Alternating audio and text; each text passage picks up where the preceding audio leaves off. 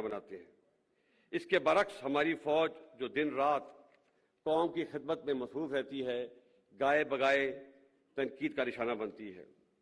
میرے نزدیک اس کی بڑی وجہ 70 سال سے فوج کی مختلف صورتوں میں سیاست میں مداخلت ہے، جو کہ غیر آئینی ہے۔ اس لیے پچھلے سال فروری میں فوج نے بڑی سوچ و بچار کے بعد فیصلہ کیا کہ آئندہ فوج کسی سیاسی معاملے میں مداخلت نہیں کرے گی۔ میں آپ کو یقین دلاتا ہوں کہ ہم اس پر سختی سے کاربند ہیں اور آئندہ بھی رہیں گے۔ تاہم اس آئینی عمل کا خیر مقدم کرنے کے بجائے کئی حلقوں نے فوج کو شدید تنقید کا نشانہ بنا کر بہت غیر مناسب اور غیر شائستہ زبان کا استعمال کیا۔ فوج پہ تنقید عوام اور سیاسی پارٹیوں کا حق ہے، لیکن الفاظ کے چناؤ اور استعمال میں احتیاط برتنی چاہیے۔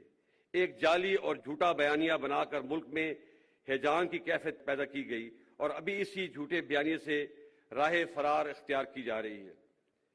سینئر لیڈرشپ کو غیر مناسب القابات سے پکارا گیا۔